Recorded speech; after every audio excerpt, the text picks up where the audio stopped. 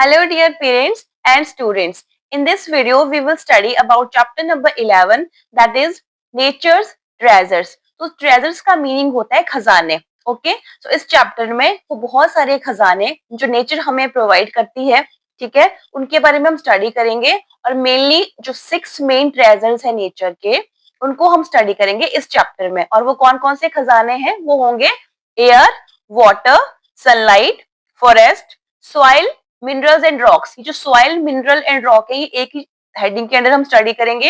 And the last one is fossil fuel. Okay तो totally 6 treasures के बारे में हम इस चैप्टर में स्टडी करेंगे. तो चैप्टर जो है वो स्टार्ट होता है with 2 childrens that is Bhoomi and Surya. वो अपनी स्कूल की वेकेशन में जाते हैं अपनी ग्रैंडमदर के घर और ग्रैंडमदर को कुछ प्लेसेस में स्पेसिफिकली जो यूपी का कुछ पोर्शन है महाराष्ट्र वहां पे दादी माँ को आजी बुलाते, आजी. ठीक है. सो उनकी जो आजी है वो रहती हैं वेस्टर्न घाट. ठीक है. जो वेस्टर्न घाट है उनकी फॉरेस्ट के एज पे उनका विलेज है. तो जैसे ही ये कॉमन ऑब्जर्वेशन है कि जो भी पीपल, ठीक है, जो भी लोग या चिल्ड्रन जो है वो सिटीज में रहते हैं, स्पेशली जो मेट्रोपॉलिटन सिटी में रहते हैं, जब वो नियर बाय विलेज में कहीं भी ट्रेवल करते हैं तो they feel very different climate and conditions. Okay तो वैसे ही सेम जो ये 2 चिल्ड्रन है भूमि एंड सूर्या वो भी फील करते हैं वहां पे ब्यूटीफुल हिल्स के. और सबसे फर्स्ट उनकी ऑब्जर्वेशन आती है कि वहां की जो एयर है वो बहुत कूल और फ्रेश होती है. ठीक है. उसके साथ में वो हिल्स, स्ट्रीम्स, ठीक है, मतलब जो धाराएं हैं वैसे, और interesting plant and birds animals के बारे में वो वहां पे ऑब्जर्वेशन करते हैं. Then they ask their grand mother more about that place. Then जो उनकी दादी माँ है वो बताती है उनको कि ये जो प्लेस है जहाँ पे उनका गाँव था वो बहुत सारे खजानों से भरा हुआ है. ठीक है. तो उनकी जो ग्रैंड मदर है स्टार्टिंग में ही वो उनको कुछ खजानों के बारे में बताती हैं जैसे एयर, सॉइल, ठीक है, और साथ में वैरायटी ऑफ लिविंग बींग्स जब जो सॉइल उसको सपोर्ट करती है, साथ में प्लेंटी जो वहां पे प्लांट्स एंड सनलाइट के बारे में वो बताती हैं. तो जो सनलाइट है वो वहां पे बहुत अच्छे अमाउंट में अवेलेबल होती है. ठीक है. तो इसके साथ ही वो ग्रैंड मदर उनसे क्वेश्चन पूछती है कि क्या इन इन जो अभी उन्होंने उन बच्चों को ट्रेजर्स बताए जैसे सनलाइट हो गया, सॉइल एक्सेट्रा, उनके अलावा कोई और ट्रेजर है जो वो बच्चे बता सकते हैं? देन दे रिप्लाइड कि यस वाटर. ओके जो नेक्स्ट ट्रेजर उन बच्चों ने अपनी ग्रैंड मदर को रिप्लाई किया वो था वाटर. देन उनकी जो ग्रैंड मदर है इस वाले पैराग्राफ में वो उनको बता रही है कि ये सारे जो भी उन्होंने अभी स्टडी करे वो जो है वो नेचर के ट्रेजर्स हैं जिनसे उनकी लाइफ जो है वो मोर कंफर्टेबल बनती है. ओके एक्चुअली में life is not possible without nature these treasures. And एक बहुत इंपॉर्टेंट बात जो है वो उनकी ग्रैंड मदर उन्हें बताती है कि we all are a part of nature, कि हम सब जो है वो नेचर का एक पार्ट है. ओके तो फिर वन बाय वन वो इन ट्रेजर्स के बारे में डिस्कस करते हैं. देन फर्स्ट जो है that is air. Okay so air ये आप स्टार्टिंग से ही आई थिंक फर्स्ट क्लास से ये आप बच्चों ने पढ़ा होगा कि we can not see air. अगर आपका आईसीएसई बोर्ड है तो आपने फर्स्ट क्लास में जरूर से पढ़ा होगा या फिर केजी में कि we can not see air, we can only feel air. Okay so जो वो अपनी ग्रैंडमदर को ब्रीदिंग एक्सरसाइज करते हुए देख रहे हैं और आप बच्चों के सिलेबस में ये एक्सरसाइज इसलिए इंक्लूड की गई है कि आप बच्चे भी इसको अपनी डेली रूटीन में शामिल करें, करते हैं तो बहुत अच्छी बात है. सो ब्रीथिंग एक्सरसाइज में बेसिकली होता क्या है, वी टेक डीप ब्रेथ. ठीक है. हम गहरी सांस लेते हैं, उसको थोड़ी देर के लिए होल्ड करते हैं. साथ में आपको क्वेश्चन भी लिखा है कि बहुत देर तक होल्ड नहीं करना है, स्पेसिफिकली तब जब आपको प्रैक्टिस ना हो इस चीज की. उसको होल्ड करते हैं फिर स्लोली हम ब्रीद आउट करते हैं. यही करते हैं. ये एक्टिविटी से क्या होता है, हमारे जो लंग्स हैं उनमें काफी अच्छी क्वालिटी में, क्वांटिटी में सॉरी, ऑक्सीजन फिल हो जाती है. और जो हमारे लंग्स हैं उससे उनसे पूरी बॉडी को ऑक्सीजन की सप्लाई जाती है. अब आप बच्चों को इसमें जो इम्पोर्टेंट चीज है वो समझनी ये है कि हमारी जो बॉडी है, ठीक है, जो ह्यूमन बॉडी है that is made up of cells. कोशिका की हमारी बॉडी बनी होती है और हर सेल को अपना फंक्शन करने के लिए ऑक्सीजन की जरूरत होती है. ठीक है. तो आपसे क्वेश्चन भी है कि why we can't hold our breath for long time. तो उसका आंसर आप यही दोगे कि each and every cell of our body need oxygen to work. Okay और जब हम अपनी ब्रेथ को होल्ड करते हैं, सांस को हम रोकते हैं, तो ऑक्सीजन सप्लाई जो है वो डिस्टर्ब होती है, इसलिए हम अनकंफर्टेबल हो जाते हैं. Clear. So this is the importance of oxygen to our body. यहाँ पे आपको क्लियरली गिवन है कि हम जो है फूड एंड वाटर के बगैर, मतलब खाना पानी के बगैर कुछ दिनों तक हम रह सकते हैं, सर्वाइव कर सकते हैं, but we can not survive without oxygen for even a few minute. और इसका सबसे आपने लाइव एग्जांपल जो कोविड 19 था उसकी सेकेंड वेव जब चली थी तो ऑक्सीजन सिलेंडर जो थे वो हॉस्पिटल में कम पड़ते जा रहे थे, इतनी डिमांड थी ऑक्सीजन की और उस टाइम पे बहुत सारे लोगों की डेथ हुई थी इसी ऑक्सीजन की शॉर्टेज की वजह से। ठीक है, तो oxygen is very important to all of us. Clear? So next आता है एयर। एयर जो है अगर उसकी आपको आएगा एग्जाम में define how you will define air, तो you will simply write air is a mixture of gases. Okay, air में बहुत सारी गैसेस होती है और मेन जो है वो है nitrogen, oxygen, argon, carbon dioxide and other gases in small quantity. तो सबसे इंपॉर्टेंट बात है you must know the percentage of these gases in air. तो परसेंटेज हम निकालते हैं 100 से। ठीक है, अब जो एयर है उसका ये कंपोजिशन है, इंपॉर्टेंट टॉपिक है स्टूडेंट्स, ये आपको हायर क्लासेस में भी मिलता है कहीं ना कहीं।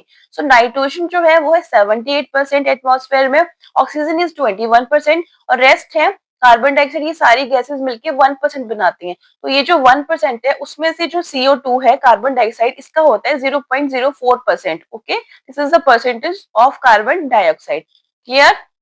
सो इस पिक्चर की हेल्प से आपको यहाँ पे composition of air clearly show किया हुआ है। देन ये जो आपका ये वाला पैराग्राफ है इसमें आपको बड़ी इंपॉर्टेंट डेफिनेशन मिलेंगी। अगर आप स्टॉर्म को डिफाइन करेंगे, कैसे आप विंड को करेंगे और कैसे आप ब्रीज को करेंगे। तो जो एयर है उसी के तीनों टाइप है ये। Moving air is called wind, wind की डेफिनेशन क्या होगी? Moving air is called wind.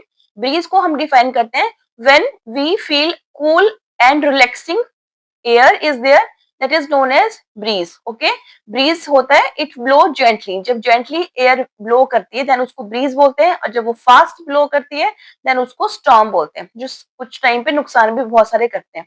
ठीक है, फिर आपको नेक्स्ट पेज पे एक एक्टिविटी है जिसमें आपको क्या करना है, फिरकी बनानी है। आपको कोई पेपर लेना है, उससे फिरकी बनानी है, जो बच्चे बड़े चाव से खेलते हैं इसके साथ। ठीक है, तो ये आपको जस्ट एक मेथड बताया कि कैसे आप उसको कट करोगे और एक फिरकी प्रिपेयर करोगे।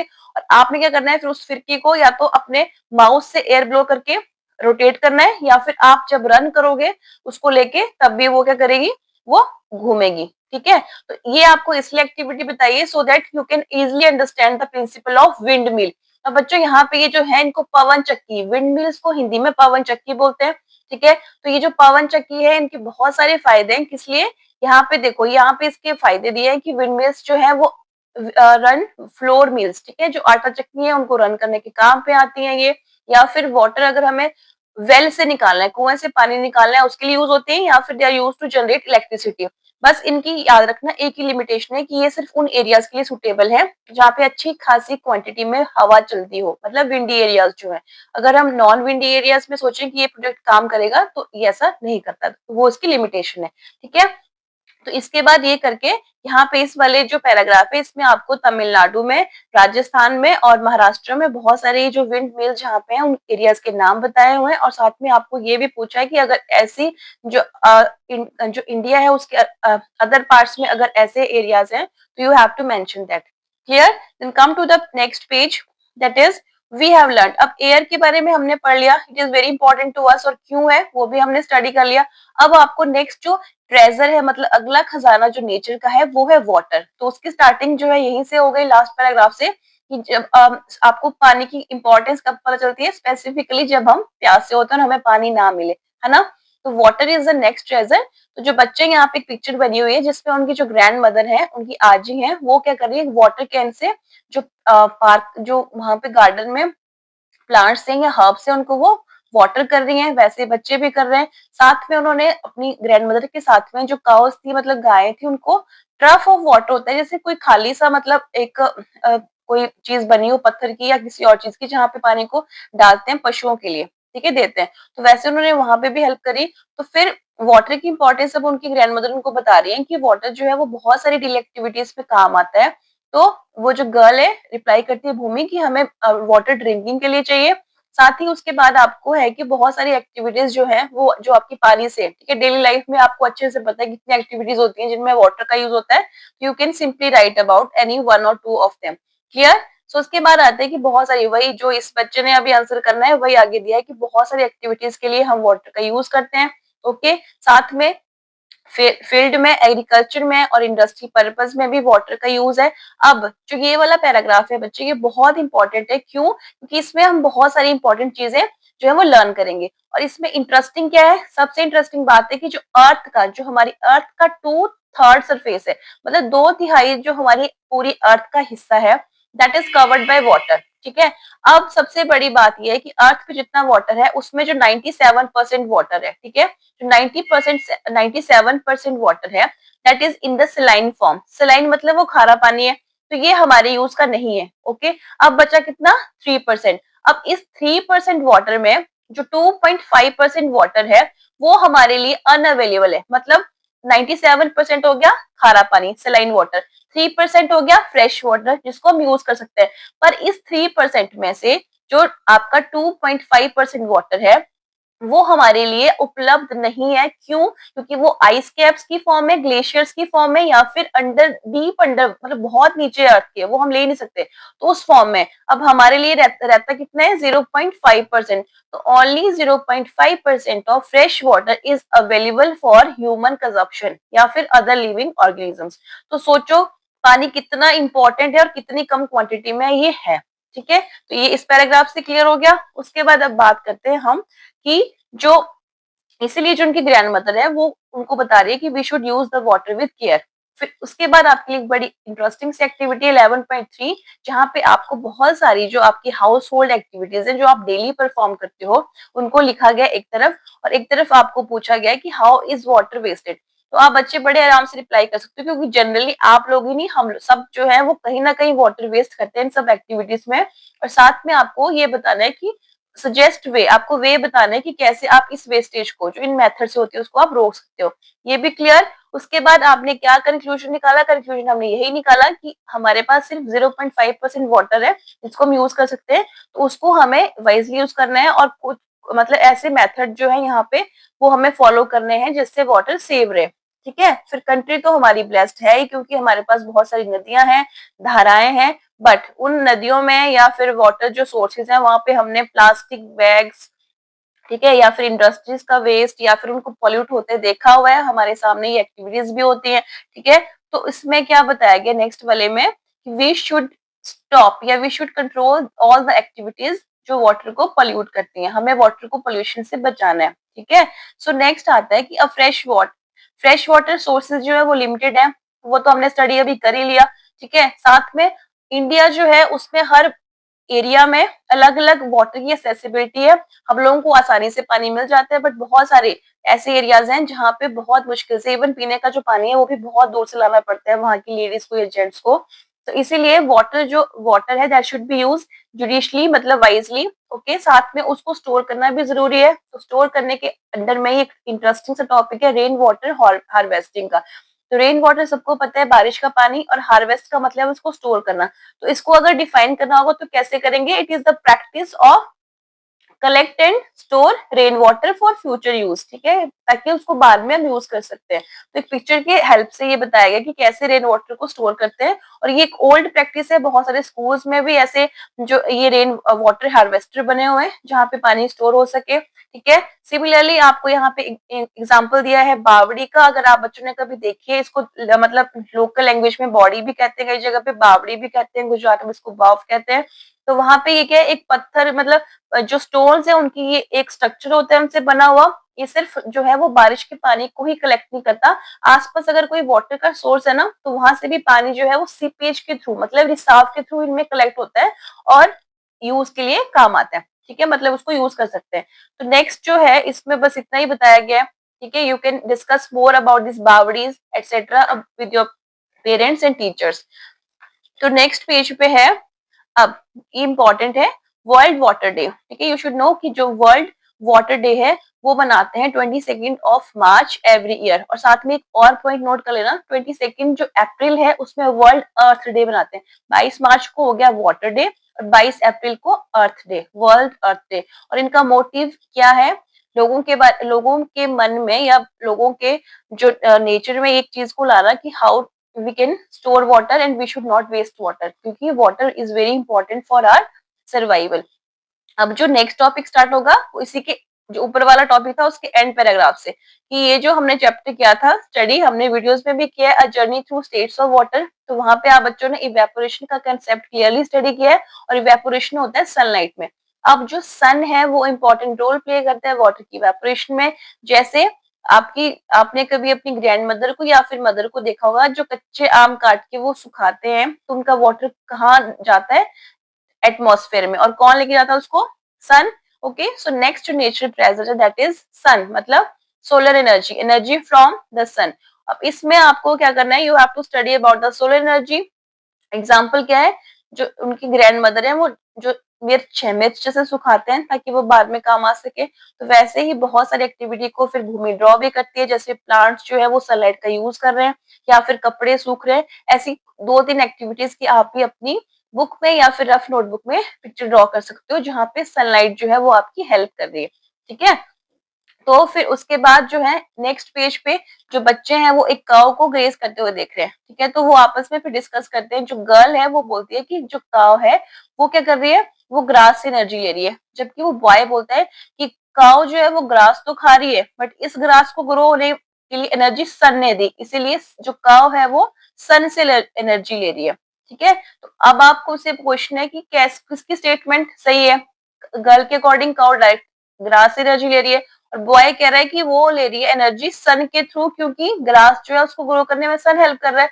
तो ये आपके लिए होमवर्क है। ठीक है, कौन बच्चा सही कह रहा है। पर इनका कंक्लूजन यही है कि sun is the ultimate source of energy to our earth. Earth पे जो सन है वो अल्टीमेट सोर्स ऑफ एनर्जी है। ठीक है, सन से की हेल्प से प्लांट अपना फूड बनाते हैं और प्रोसेस होता है फोटोसिंथेसिस का। ठीक है, और प्लांट जो है वो बेस ऑफ लाइफ है, उन्हीं से बाकी जो लाइफ है वो आगे सर्वाइव कर पाती है। और कुछ घरों में आपको पता है, स्पेशली जो हिंदू पीपल है उनके घर में सूर्य भगवान को अर्घ देते हैं। ठीक है, मतलब उनका ग्रेटिट्यूड होता है, मतलब हमारा उनके लिए ग्रेटिट्यूड है कि थैंक्स, थैंक यू हम उनको बोलते हैं वाटर ऑफर करके। तो नेक्स्ट फिर पिक्चर में आपके पास ये पिक्चर है जहाँ पे सोलर वाटर हीटर है, जैसे कुछ लोगों ने अपने रूफ टॉप पे लगाए होते हैं, या फिर सोलर पैनल है ना। तो ये जो सोलर पैनल है वो क्या करते हैं, वो सोलर एनर्जी को कन्वर्ट करते हैं इलेक्ट्रिकल एनर्जी में। और जो सोलर वाटर हीटर है वहां पे हीट एनर्जी जनरेट करते हैं सोलर एनर्जी से, और वाटर को हीट करने में वो काम आते हैं। तो ये सोलर एनर्जी के यूजेस हैं। नेक्स्ट नेक्स्ट आता है आपको कि अगर क्वेश्चन है आपसे कि अगर कुछ दिनों तक हमें सूर्य ना दिखे तो क्या होगा। एक बुक वालों ने दे रखा है ऑलरेडी कि हमें दिन में भी आर्टिफिशियल लाइटनिंग का यूज करना पड़ेगा। 2 पॉइंट आपको बताने, तो यू कैन सिंपली राइट कि plant will not able to make their food, और जो हमारा इकोसिस्टम है, जो एनवायरमेंटल बैलेंस है वो डिस्टर्ब हो जाएगा। ठीक है, नेक्स्ट जो है इस पैराग्राफ में यही है कि life is not possible without sun. Imagine नहीं कर सकते लाइफ में, सन इतना इंपॉर्टेंट है। सोलर रेडिएशन जो अर्थ पे पहुंचती है, they are very important to us. Next जो अब नेक्स्ट टॉप ट्रेजर है वो यही से स्टार्ट हो गया कि वेयर डू वी फाइंड, बहुत सारी लार्ज वेराइटी प्लांट और एनिमल्स की हमें कहीं मिलेंगी, कहाँ मिलेंगी। तो वी विल सिंपली आंसर की फॉरेस्ट में, जंगल में। तो ये देखो जो बच्चे हैं वो अपनी आजी के साथ फटाफट फॉरेस्ट में घूम रहे हैं, और they are not plucking the fruits and flowers from the trees. वो जो नीचे पड़े हैं फल फ्रूट उनको वो इकट्ठे कर रहे हैं। ठीक है, तो इस पैराग्राफ में ये भी है कि जो वो गूसबेरीज नीलकाई इकट्ठी कर रहे हैं, तो उनकी ग्रैंड मदर उनको बोलते हैं कि हम कभी भी पेड़ों से प्लक नहीं करते, हमारे गांव का ही कल्चर है कि जो पेड़ों पे फ्रूट्स हैं वो हम उनको वहां के बर्ड्स और एनिमल्स के लिए छोड़ देते हैं। ठीक है, तो फॉरेस्ट के साथ में अब यहाँ पे हमें फॉरेस्ट की इंपॉर्टेंस है।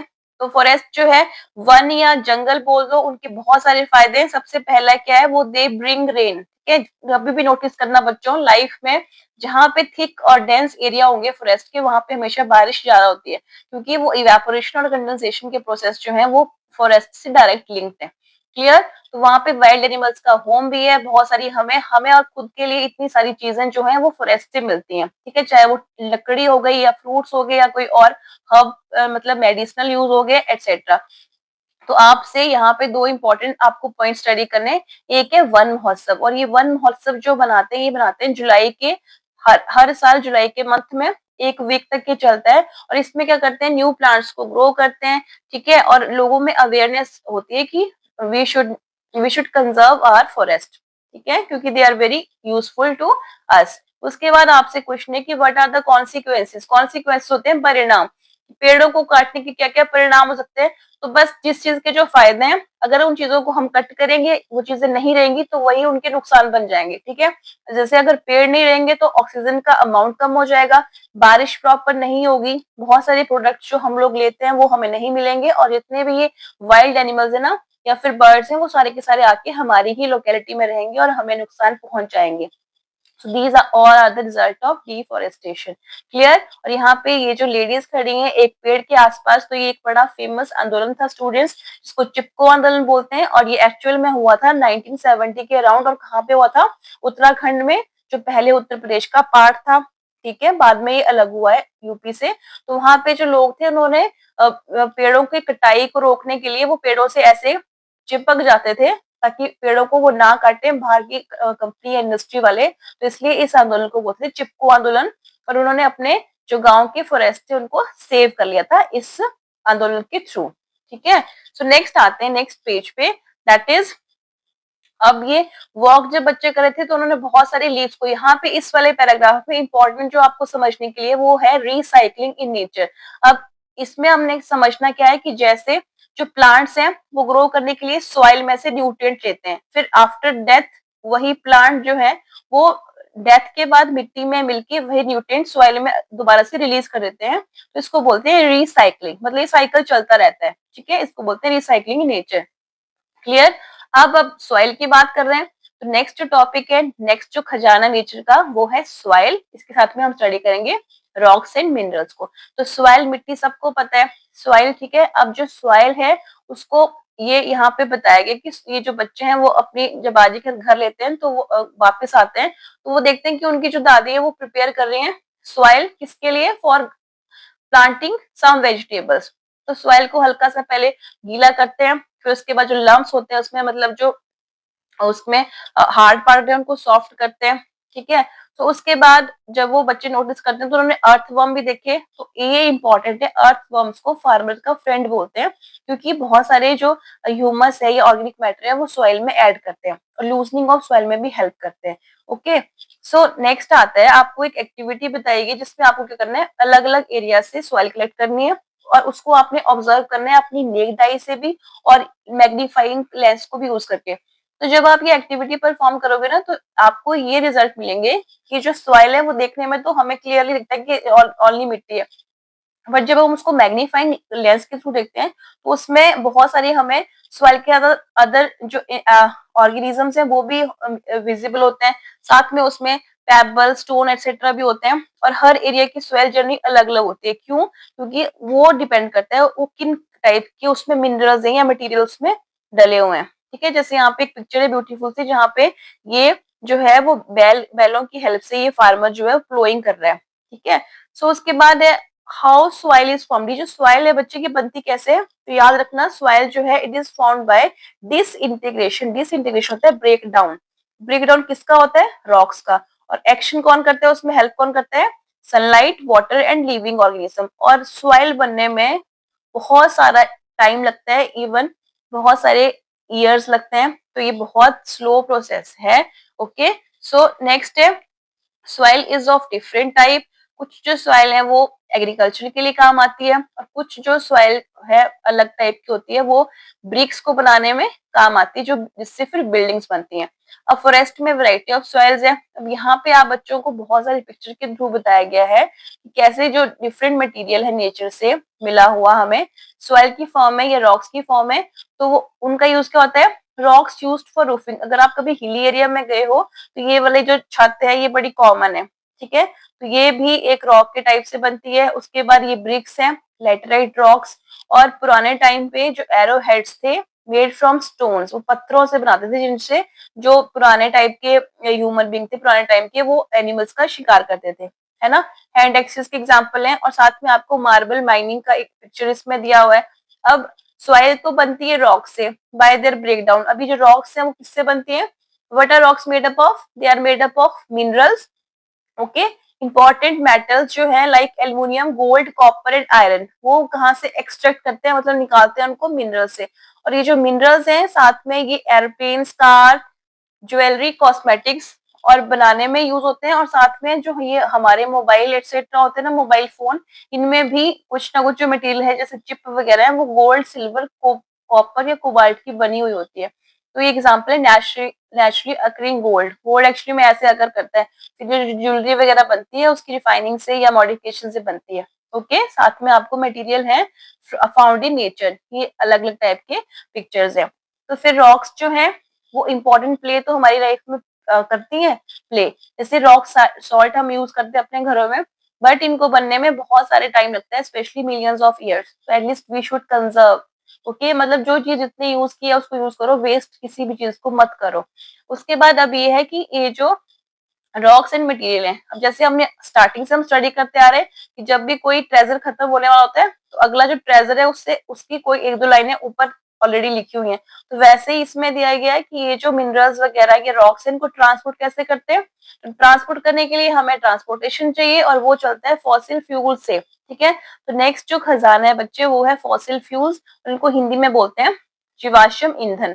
अब ये आ गया फ्यूल स्टेशन, जहाँ पे जो भूमि है वो सोच रही है कि, और ये हमने भी देखा है, भूमि तो सोच रही है कि अलग अलग जो ये फिलिंग स्टेशन है वहां पे कुछ जो व्हीकल हैं वो पेट्रोल वाले कॉर्नर पे होते हैं, कुछ डीजल वाले पे होते हैं, कुछ सीएनजी वाले पे होते हैं। तो इसका रिप्लाई वो बच्चा उसे देता है कि रीजन इज दैट वो डिफरेंट जो व्हीकल है वो डिफरेंट टाइप के फ्यूल यूज कर रहे हैं। एग्जाम्पल क्या है, petrol and diesel. Clear. So next जो है, लेट्स एक्सप्लोर। अब इस एक्टिविटी में आप बच्चों को करना क्या है, आपको अपने आसपास अपने घरों से स्टार्ट कर लीजिए और आसपास के जो भी व्हीकल्स है उनको नोटिस करना कि वो किस फ्यूल का यूज करते हैं। ठीक है, तो आप यहाँ पे लिख सकते हो टाइप ऑफ व्हीकल, जैसे स्कूटर हो गया, उसके बाद car, you can write any other vehicle also, और टाइप ऑफ फ्यूल यूज्ड। ठीक है, so what are the most common, जो सबसे कॉमन है वो हमें पता है क्या है, वो पेट्रोल एंड डीजल। सीएनजी भी आजकल बहुत यूज होती है, no doubt. Okay, so common जो फ्यूल्स हैं पेट्रोल, डीजल एंड केरोसिन है, और ये कहाँ से मिलते हैं, पेट्रोलियम से। अभी जो पेट्रोलियम है ये नेचुरल गैस के साथ साथ इसको बोलते हैं फॉसिल फ्यूल, इनको बोलते हैं जीवाश्म ईंधन। फॉसिल का मतलब होता है dead remains of animals and plants, मतलब जीवाश्म का मतलब क्या है, लिविंग ऑर्गेनिजम्स के अवशेष, जो डेड बॉडीज गलने के बाद जो अवशेष रह गए उनको बोलते हैं फॉसिल।